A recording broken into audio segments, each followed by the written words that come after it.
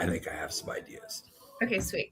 Okay, so welcome to another Storytellers Happy Hour. I'm Lisa Diane Kastner. I'm here with Teehee Hazlett, and we are here to imbibe and tell tall tales, which actually usually are real, but hey, whatevski.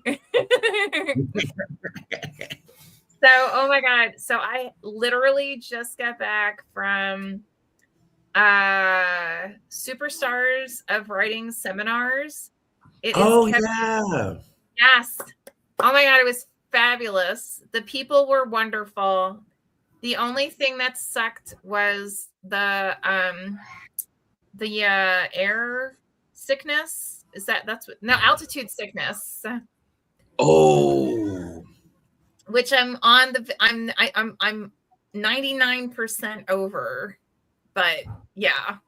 So, but I mean, all the attendees were amazing. All the instructors were amazing. A wide variety from like incredible award-winning, New York Times bestsellers to like independent authors to, which to me makes it even more fun, So, Yeah. Was it in Denver? Is that why there was altitude? it's in Colorado Springs, Colorado. Okay. So it's like driving distance to Denver. Mm-hmm. And honestly, I think next time, like this time, I flew into Denver and then into Colorado Springs, Colorado. But I think next time I'm just going to see if I can carpool with someone from Denver to Colorado. Because with all the stress of going through the airport nowadays and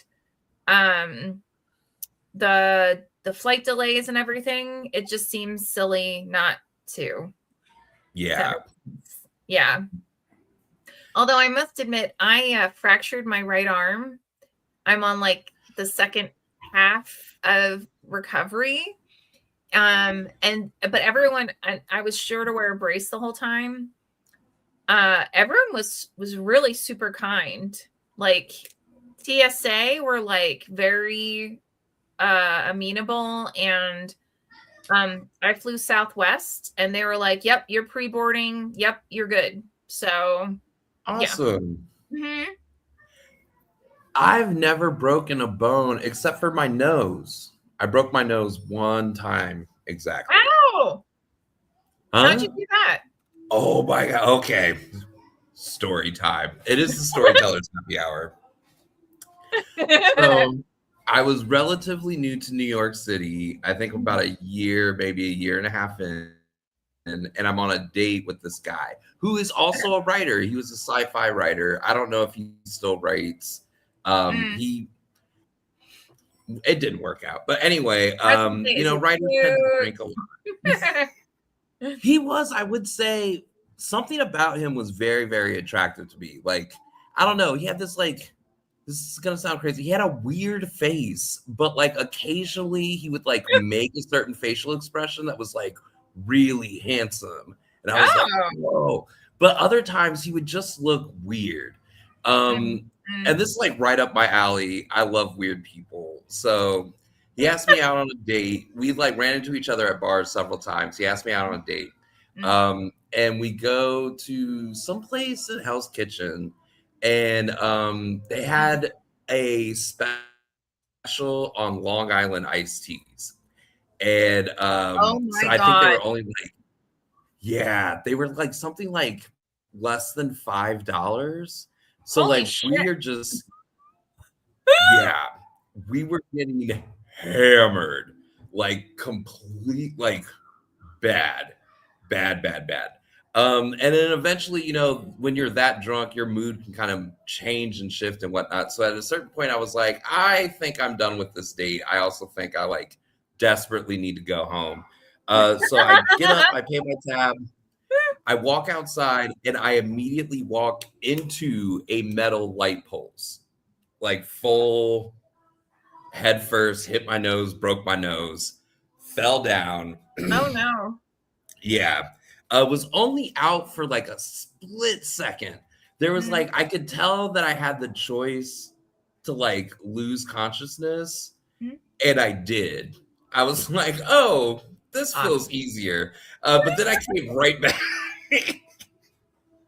And I was wearing really nice. I was wearing a really nice outfit because it was a first date. And so I like stood up, and then my nose is bleeding like a lot.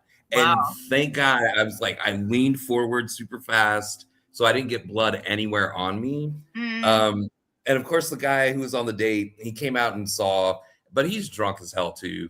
So he's like, let me try to help you. And he tries to move me. And I'm like, no, I don't need to move. I hit my head. Like, I just need to like sit here. Somebody called an ambulance. Wow. The ambulance comes, picks me up. I was young and really ratchet. So they're like talking to me, and they're like, you know, oh, like, are you on any medications? Like, how hard did you think you hit your head? I'm like, no medications, blah, blah. And they're like, okay, let's run these tests. And I was like, maybe also an STD test. It's been a while.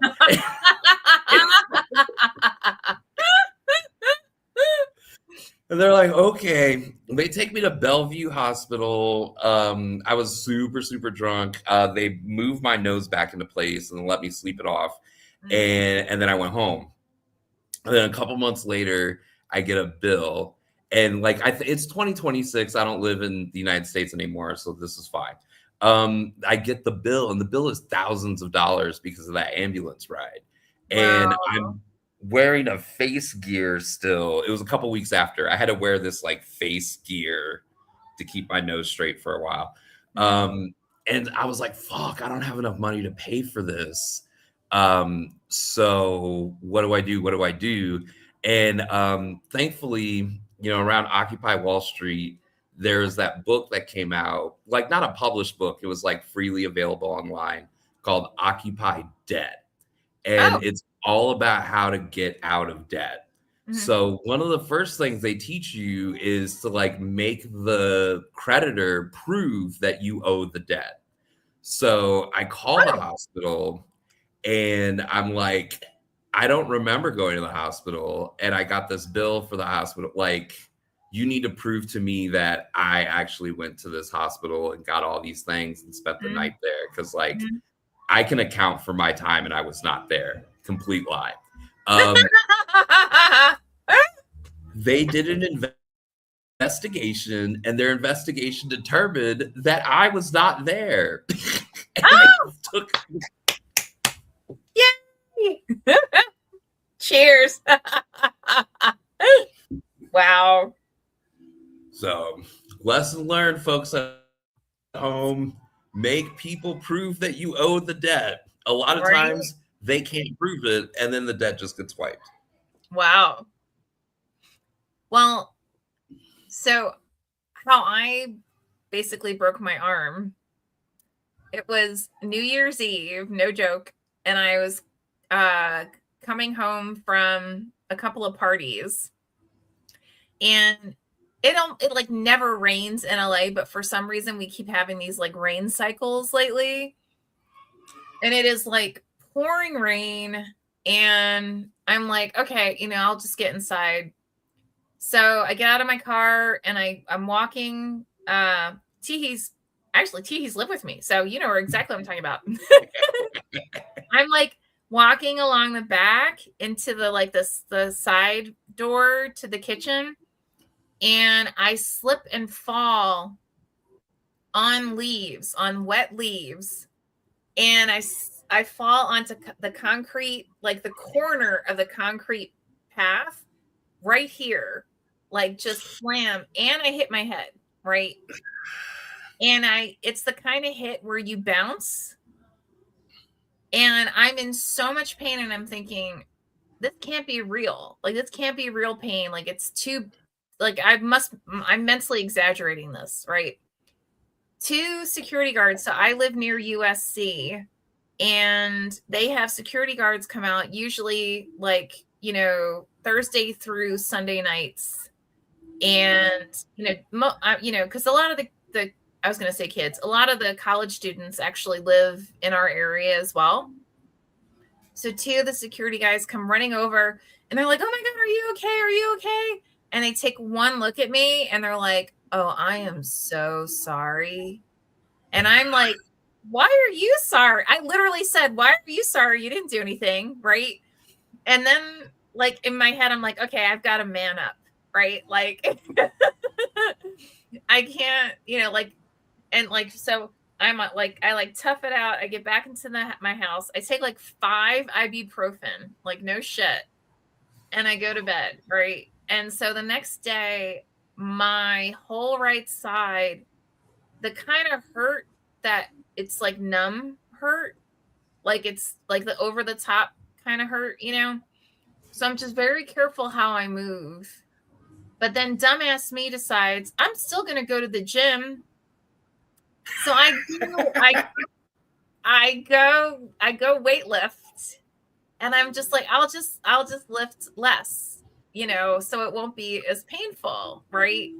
And like anything that's like this way, I instead of lifting both arms, I lift my left, pull the weights down, do like, mini versions, and like, back up, right? And I'm like, that'll be fine, right? Next day, I wake up again, I can barely get up. And I'm like, well, I'll just take like 6 ibuprofen this time. So I go again, I'm like, I do it, right? I work out a lot less weights, right? But I figure, well, it doesn't feel that bad, like as I'm doing it, right? So now we're in day 3 of after this, and my husband, we're on the phone, and he's like, "You don't sound right. Like, what's going on?" And I'm like, "Well, I fell. I think I might have hurt something." And no shit, big, I mean, black bruise, but the kind of bruise that it's like below layers of skin bruise, like that deep. So I send pictures to my husband, and he's like, "You are going to urgent care now." And I was like, "Why?" He's like, "You broke your arm." And I'm like, "No, I didn't." And he's like, "Lisa, this is just like," so I used to give some background, I used to do a lot of like, well, Spartan races and 5Ks and 10Ks and 15Ks. And there was this one time I did a 15K. I got about 10K into it, and my right leg just decided it wasn't going to move anymore. And I didn't know what, that meant. And my husband thankfully was waiting. So I'm like basically dragging my leg to get to the finish line. So I get to the finish line. I tell him what happens. We go to urgent care. The doctor's like, you fractured your ankle, and you messed up all the muscles in your hips and stuff. And just so you know, based on what we're seeing, probably when you're in your 60s, you're going to have to get your hip replaced and possibly your ankle replaced. But for now, so anyway, so my husband's like, what I'm seeing here is similar to what you did, back in the day, right? And I was like, okay. So I go to urgent care. No lie to you, I think I was there like 4 hours. And they send me to one urgent care. The first urgent care didn't have x-rays and MRIs. But since I couldn't even, like, I can lift my arm now, like to here without pain, I couldn't even do here. And they were like, yeah, you need an MRI and an x-ray, but I'm going to tell you right now, I'm almost positive you broke your arm, right? So they send me to another urgent care. They check it out. MRI, x-ray, everything. And she's like, it had been so long since I actually broke it that it turns out the fracture's here, like right in the top bones here. And she's like, you're so inflamed that where the fracture is, it's actually gelatinous. So I waited so long to actually get this checked out that it was already like trying to heal, like that kind of gelatinous heal. Yeah. So then she goes, okay, so the default is so they gave me a brace, which I use the brace whenever I'm not home, But she's like, so it's going to say you have to wait 6 to 8 weeks. And if it's not healed, then you need to go through physical therapy, but you need like 8 to 10. So yikes. I've got what, another 3 weeks left? Is it getting better? It is getting better, definitely. It's just that I need to be careful because, like, it's not like life has ended and I can't, like, I still have to go places and do things, but I'm just very thankful I have a lot of people who are very generous and, like, look out for me. And, like, if I look like I'm being a doofus, they're like, no, no, no, I will get that for you.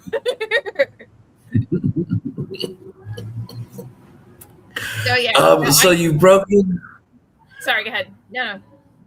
You've broken your arm and you've broken your ankle. Have you broken any other bones?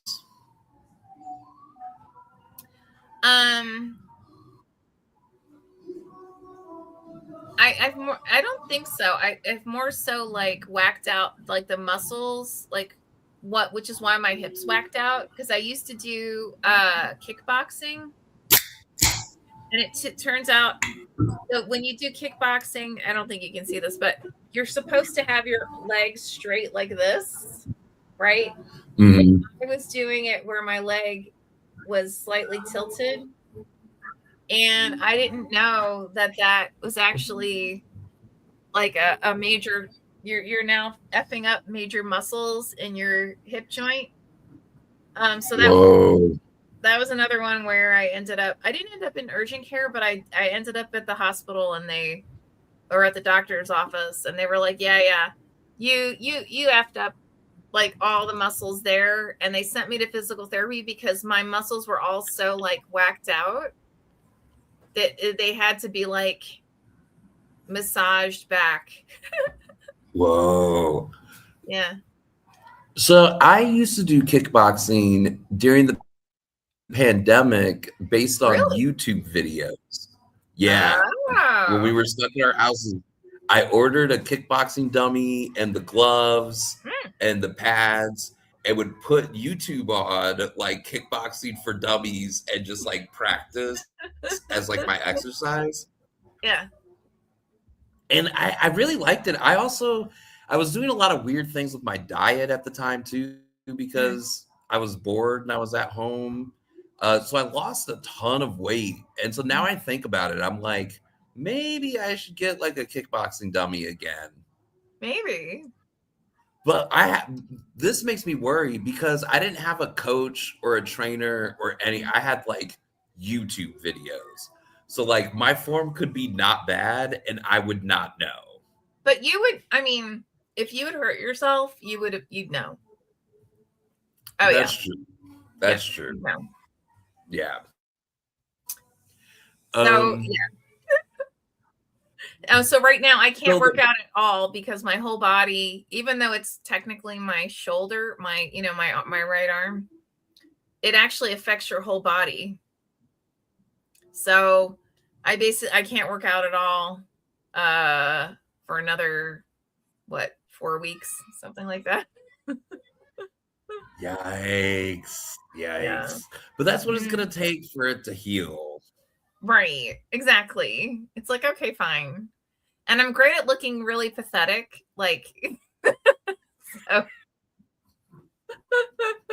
so TSA agents are like, yeah, here, go through the scanner. And I'm like, okay. And like they do this weird write down thing. But yeah. This one time when I was 19, I was living in Orlando. Me and my friends went to, I think it was Universal Studios, but we went with a wheelchair and a fake cast. So there's nothing wrong with me, but I had a cast on my leg and I was in a wheelchair. Okay. And we got so many discounts. We got to the front of the line on everything. Wow. It was awesome. It's problematic for sure. Understood. Yeah, they were like, nowadays, Like once upon a time they would have given me a cast, but nowadays they just give you a brace because the cast doesn't really do anything. It's just, yeah. So I was like, okay, fine, you know. The other thing that was like, so my brother had broken a couple of bones and he had a cast. And I remember when you finally get the cast removed, it smells so bad. Really? Yeah, if you've had like a cast on your leg for like 8 weeks or whatever, like every time you sweat, like all of that stuff is just in there. And then they cut it out and it's just, it's disgusting. No, It's that sounds disgusting. disgusting. Yeah. No, I've never had a real cast. They just give me braces and stuff. So, Yeah. I've never had a real cast. I never broke a bone other than the nose. I thought I had a lot of bruising. Like I had 2 black eyes from it. Ew. Like I had a lot of bruising on my face. But then once the bruising went away and I was still wearing the little like face guard, what was really cool is I looked tough as shit. Like I looked like I got in some sort of like bar fight. Like, and people were like afraid of me. It was so That's cool. awesome. They're like, don't mess with that guy. And I'm like, yeah. You're like, yeah, I'm the shit. Yeah. Oh my God, that's awesome. For folks listening on the internet, I can't even remember how many seasons we are into the Storytelling Happy Hour. Maybe 3? It's been 4. Several years. That's true. That's true. We started out with prompts and we would pull prompts, and we should probably go back to that. I just need new ones. We had a book from The Moth, the storytelling show, and we went through all of their prompts except for the ones that are downers. That's true. That's true. I don't want to do those. So we take suggestions. Yes, we are open to suggestions. And until then, I had some ideas actually of a prompt just from like the internet just now, which is maybe we should tell stories about cities. Because you're just in Colorado Springs. So like I'm wondering, how about this for a prompt? What was the strangest city that you've ever been to? Ooh.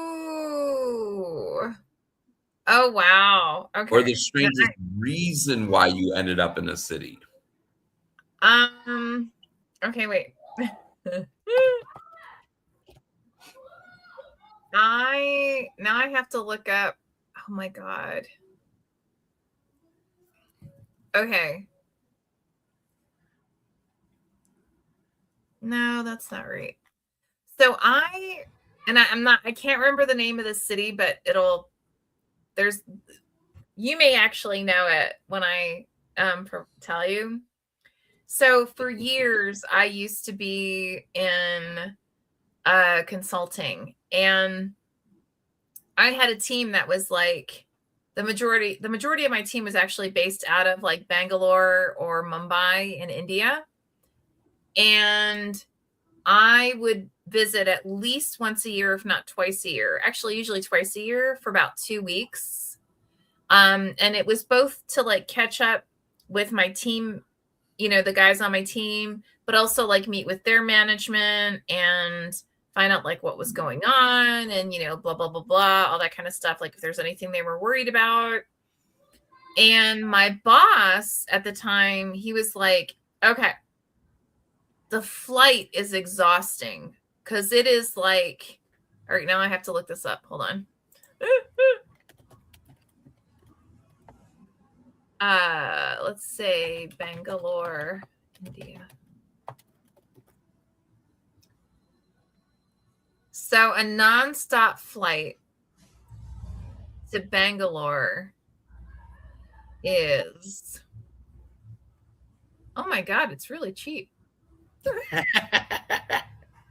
Dude, it's cheaper than going from LA to New York, for real.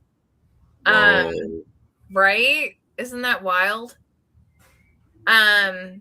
But anyway, between the time difference and how long it takes for the actual flight, he was like, look, just go ahead and do a layover in this one city, and then it'll make it easier. And I was like, oh, and he's like, honestly, it'll be like 100 times cheaper if we do it that way than if it's like a direct. And I was like, oh, okay. So I do, so I make the reservations, blah blah blah, and I have my layover in this city. Oh my god, Teehee. So it's such a new country, and the city is so new.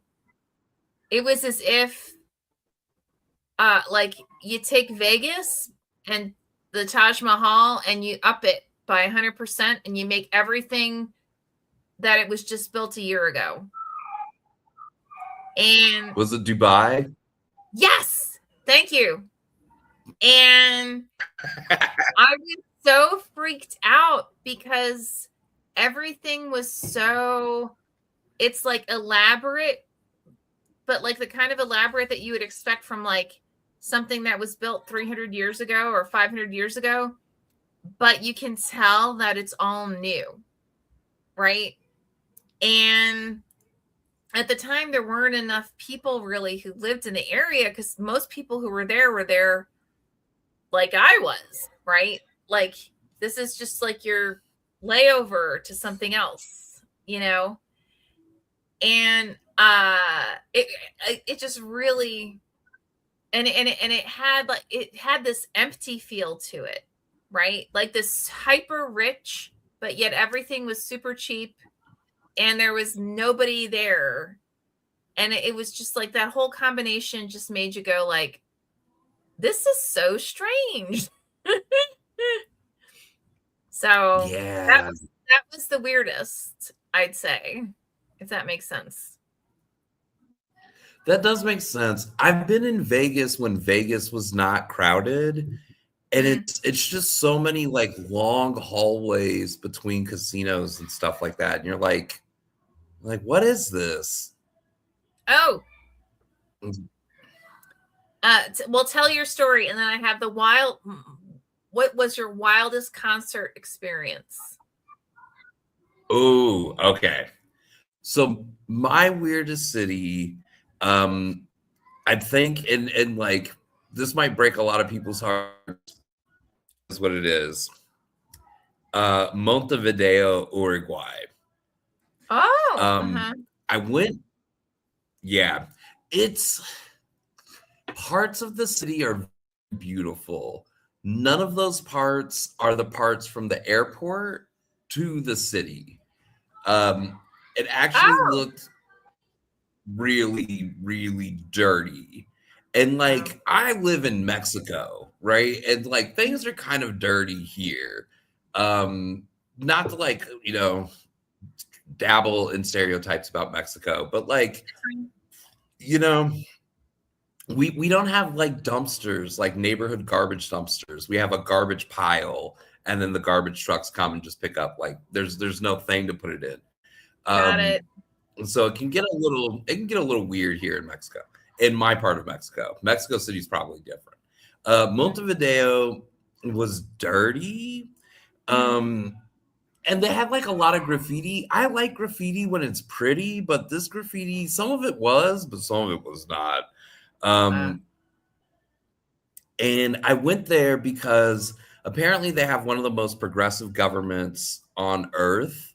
And apparently it's also one of the like most accepting countries for like LGBT people. So I was like, cool. I should go check it out. Maybe I like Uruguay.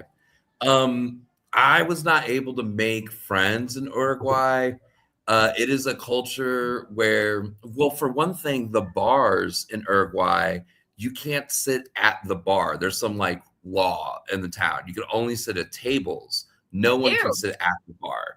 So it's really hard to meet people, right? Because people come with their friends, and like, it's like weird to eavesdrop on someone else's table. Like that feels weird. But also like there's no cross table talk. Like I went to so many bars. And I'm like, oh, people don't, it's kind of like LA, where like people don't go out to socialize with new people.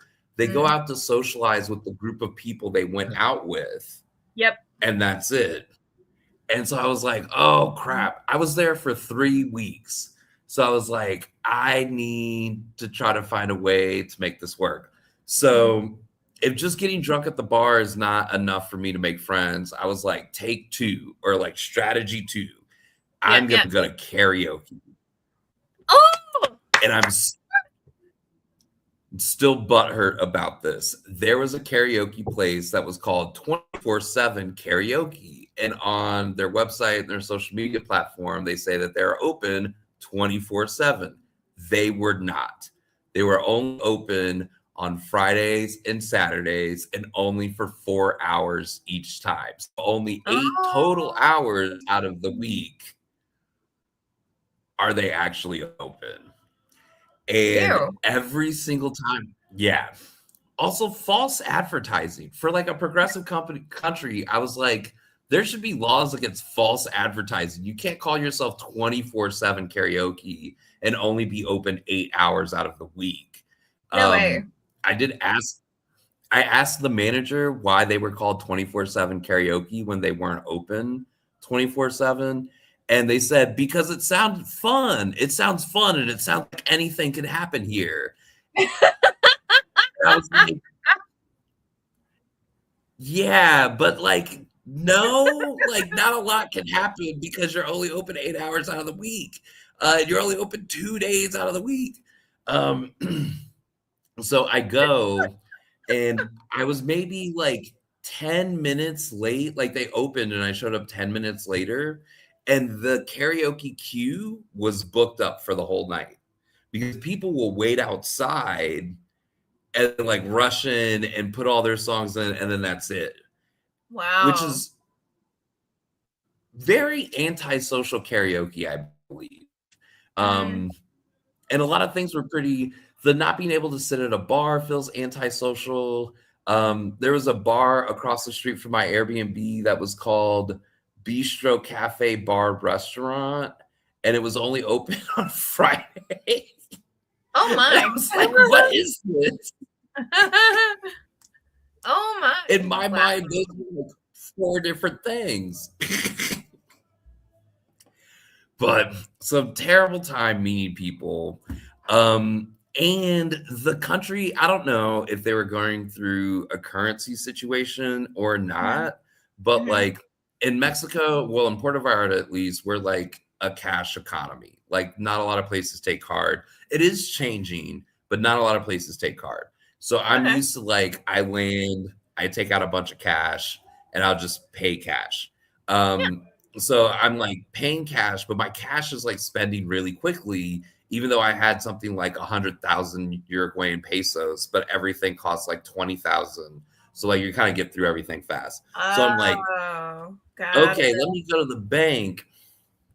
So the bank hours were some of the craziest things that I've seen. They were only open for like 2-hour increments with 2 hours off, and still somehow was like, we're like closed by 6 and would not be open again. Yeah. And I was like, how did they get like 3 really long breaks into the day? And like, and when they were closed, it's not like you could use the atrium to go to the ATM. They lock that too. And so I spent like, I spent 1 day just chasing down, trying to get cash, and kind of met people because there was like a single mom with 2 kids. She had 2 young kids, and we were going around all the banks trying to find. She's like, let's try this one. Okay. So I guess I kind of made a friend. What else was it about? Oh, so it's also a big port city for like international cruises. So like cruise ships would come in. The one good thing about Montevideo is they have amazing steak. Ooh, in the same way that Argentina has really good beef, right? Yeah, the steak was really good. A lot of the food was good to okay. The only places that I actually made friends, ironically, was at the gay bathhouse where people go to have sex. Okay. Well, people end up actually talking to each other, and like the two people I hung out with, not had sex with, but just hung out with, Yeah. literally also said that they went to the bathhouse to hang out with people because it was so difficult to make friends in that city. Oh, wow. Okay. Now, Yeah. footnote, on my bucket, I've never been to New Orleans, so I still need to hit up New Orleans. I've never been to Uruguay. I've never been to South Africa. I have a bucket list of a bunch of places that I still like. I want to hit up. Yeah, for a variety. Oh, Philippines. I've never been to Philippines. I still want to go to the Philippines. Yeah. Philippines is on my list. Although We should make an excuse to go to New Orleans. New Orleans is a lot of fun. Okay. Yeah. No, I've actually done my sister-in-law invited me to be in the what's the parade? The Mardi Gras parade. Yes. So in San Francisco, they had a Mardi Gras parade, believe it or not, and we got invited to it. So I've been in the Mardi Gras parade. I've actually played drums in the Mardi Gras parade, but not at New Orleans. Yeah. So we need to make our bucket list of like where we haven't been, and then we got to like start hitting them up, you know? I've been to New Orleans maybe like 4 times, and every time I have more fun than the last time I went. Like it just gets more and more fun. We can just make that happen. Oh, and I've never been to Hawaii, but it's so expensive. I'm like, yeah. Yeah. I've never been to Hawaii. The Philippines is on my list. The Philippines is on my list. Oh, and I've never been to Puerto Rico, and I know I want to go to Puerto Rico. I want to go to Puerto Rico also. I'm thinking of, because at my day job, I'm the executive director, so I can make some unilateral decisions. I'm thinking next year, our staff retreat is going to be in Puerto Rico, just because I want to go to Puerto Rico. So I'm happy to meet you there. And then we can just go and act stupid. So yes. Especially, Yay! I hope Puerto Rico gets a lot of tourism after the halftime show. Oh yeah, I mean, not to get political, I loved Bad Bunny's performance. I loved everything he did. I loved all the subtext. I mean, I could go down the like why I hate Trump, but I'm just saying like it's just like he basically did everything that makes me I'm gonna tell you stuff you know because we've known each other crazy long. We should love each other for each other. Like it's got jack shit to do with anything else, right? It's about being human beings and just acknowledging one another for who we are and treating each other as part of a broader community, which we are. And he really kind of embodied that. So I was like, and then when I found out like, oh, by the way, he was down the road in LA, I was like, oh, because I don't watch football. Yeah, I didn't watch any of the football and I didn't watch any of the commercials, but I made sure to watch the halftime show. And I loved it. It's been a while since I think there's been a halftime show where I had like multiple favorite parts of the halftime show. There was a lot that went on. Like, turns out that wedding was a real wedding. It was a real wedding, yes. And I have to admit, my all-time favorite part was actually when he gave his Grammy to that little boy. I was like, oh hell yeah. No, that's what we're here for. right? Like that's what this is about. This isn't about like greed. This isn't about, oh look, I topped somebody else. This is about how can I make someone else understand that they are capable, they can do not just what I've done, they can exceed me, right? Like this is about ensuring people understand that they're elevated. And the fact that he did that, I was like, game on, right? Yeah, it was fantastic.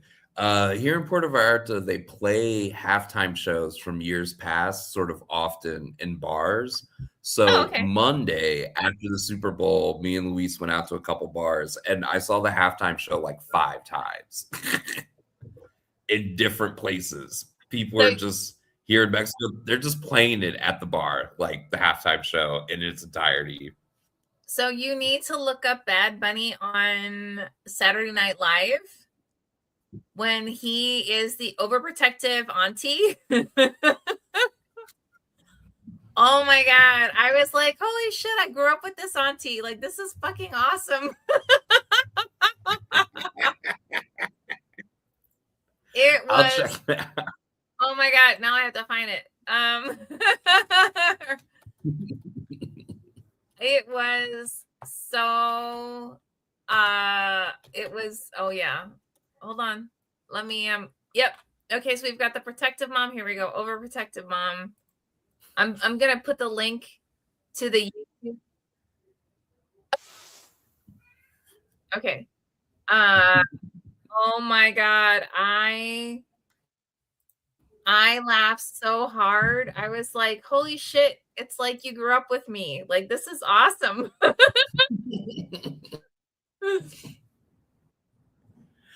Yeah, I haven't been watching SNL lately. It has been funny lately. I haven't watched it in so long. I just like default to whatever is cool. Like, yeah. I mean, honestly, like I didn't watch the, I didn't watch the halftime show like live. I just waited 5 minutes and it was on YouTube, you know? So. Yeah. I didn't watch the halftime show live either. But, okay, now. Oh, I'm also concert. Of course, yeah. Best concert. I haven't been to very well. No, that's not true. I've been to a few concerts. Man, a lot of them do not age very well. Because I was like, I saw No Doubt. Instead of going to prom, I went to a No Doubt concert. But I think that Gwen Stefani is a little problematic.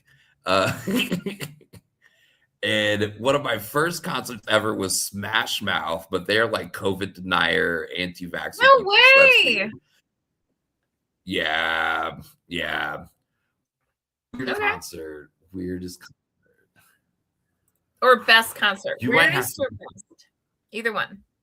Weirdest or best. Weirdest or best.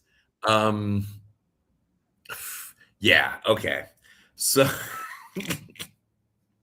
in Atlanta, I was a teenager in Atlanta in high school. Atlanta has tons of concerts, but they also used to have this music festival that was like several days long. So one year I was really excited because the headliner was Incubus, and I was a huge Incubus fan.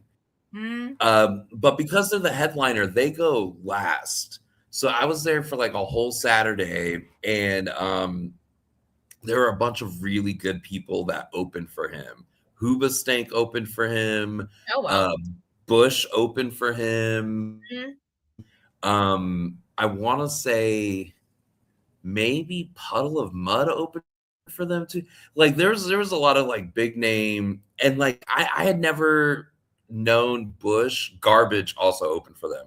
Both of those bands I were not very familiar with. And so I got to see them live for the first time, being exposed to their music. And that was really cool. It made it both the best and the strangest concert.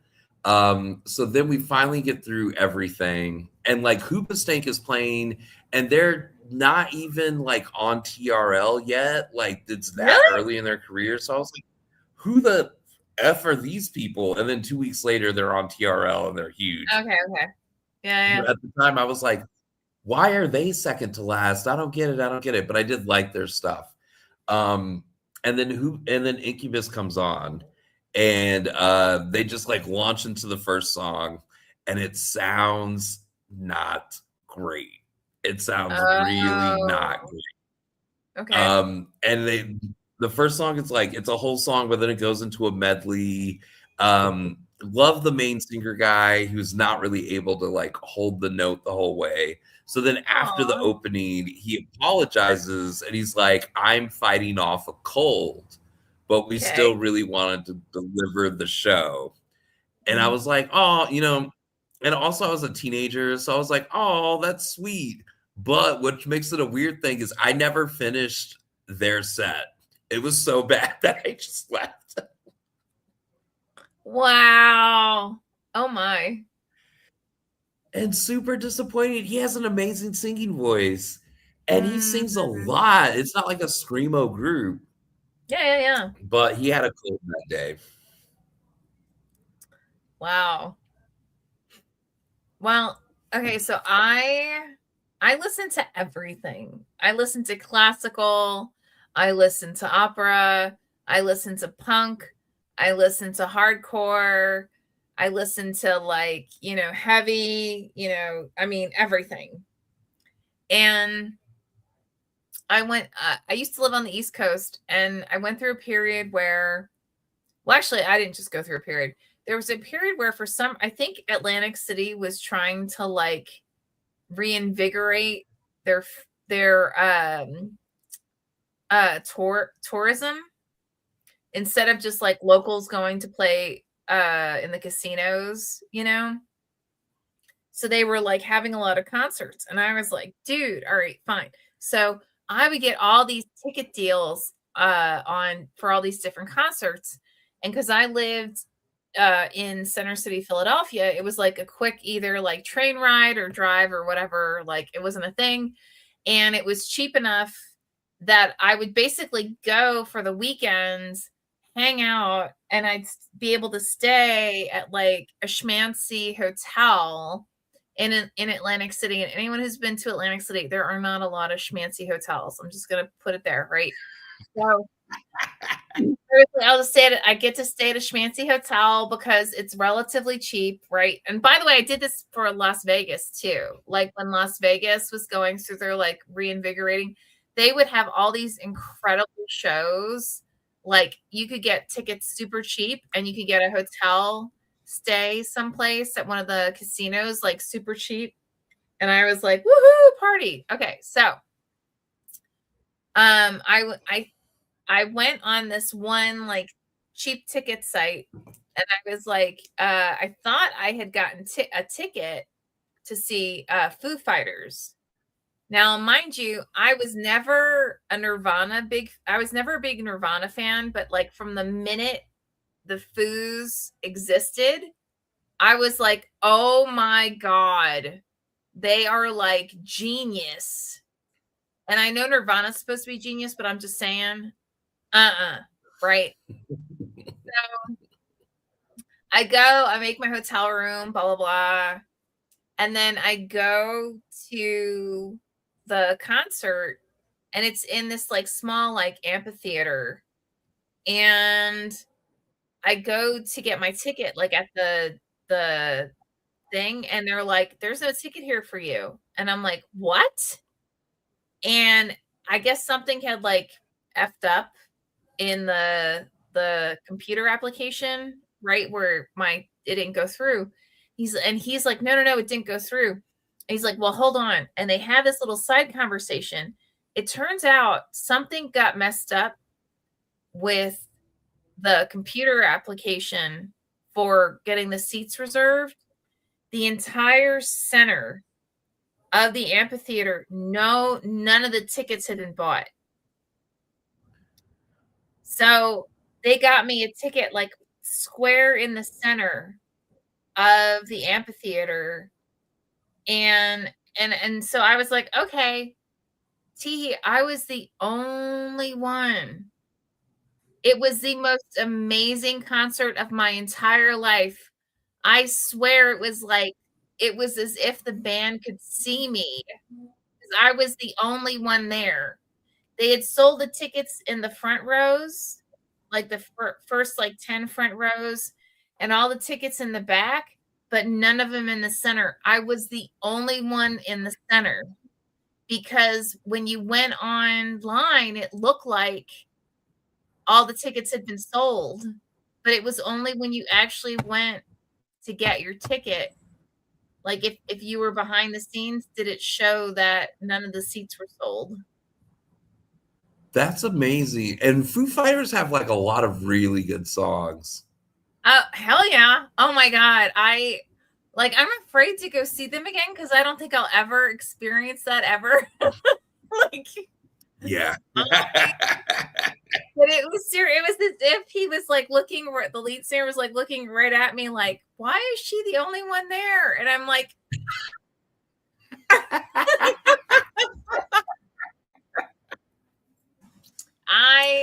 Damn. Yeah. See, they were definitely performing to you because you're because in the rest of the seats and stuff, they can't really see those people. I was totally it. Yep, exactly. Mm-hmm. That was the most amazing and bizarre, where it was like, this can't be real. Okay, just shut up and listen. Yeah. That was mm-hmm. Wow. This is super nerdy of me, but I got personally called out by Michelle Branch once because in Atlanta, there's lots of free concerts for teenagers, or at least there was in the early 2000s. So I would go to all of them. Coca-Cola hosted most of them. So they're it's free to get in, but it's $17 to buy a Coke. And that's the only thing you can buy. But Michelle Branch would perform for free. And so I went and saw her 3 different times in the span of 3 months. And she recognized me from the crowd. She was like, hey, it's you again. Oh my God, that's so cool. Oh, that is so cool. I love that. I love that. I love that. I love that. I love that. I wish I could sing her better in karaoke. I try every once in a while, and I'm like, damn. But that was one of my big teeny bopper high school things musicians that I was super into. Oh my God. Well, with that, I think now we just have to make a list of every place we need to go to, period. Yeah. Yeah. And I think we're good. I don't know. What do you think? I think we're good. I'm not a big concert person anymore because I was maybe we should make a list of concerts. And I'm like, no. Yeah, I'm more of the I'm an opportunist. If someone is here, tickets to whatever, but most of the bands that I want to see, they're so old that I don't know that I want to see them, if that makes sense. Mm-hmm. Yeah. Yeah. I'm going to be in New Orleans at the end of March for the Saints and Sinners Festival, which is a part of the larger Tennessee Williams Literary Festival. Oh, wow. Yeah. Yeah. So the last thing we'll say before we close out about New Orleans, we should totally do New Orleans. Yeah. Because I think that's the easiest one to accomplish. That's true. I love New Orleans. There's a lot of bars that I like in the French Quarter. And the last time I was there, I remember what streets they're on, but I don't remember any of their names. Nor should you. Yeah. So this time I'm going to learn their names. Okay. Because we are going. Just saying. Yes. Awesome. Yes. We are going. Going. And if not this year, then maybe next year for the Saints and Sinners Lit Festival. Absolutely. 100%. Cool. Well, with that, yay. As always. Sorry, go ahead. One last thing before we close out, because we're getting really close to it. So Orbital Bebop, my sci-fi novel, is coming out from Rise, an imprint of Running Wild Press. It comes out in less than a month, 29 days. It comes out in March 10th. So you can go buy it where you buy books online, Amazon or Goodreads or Barnes & Noble, pick your poison. But yeah, you should go pre-order it, and then it'll show up on March 10th. And then I will be doing a lot more events. I'm promoting Orbital Bebop in New Orleans when I'm there. So yeah. And I just put a link to it in the chat. So if it shows, pre-order it. Seriously. All of our books. If there's something you're interested in, pre-order it. If it's, currently out of print, order it, because that shows demand, and that means that they'll actually increase any kind of like printing and stuff. So do it. Yep. Awesome. All right. As always, love you, Teehee. We are on. Woo! See you next month. And everybody, check us out, because, we're fabulous. Awesome. All right. Ciao, guys.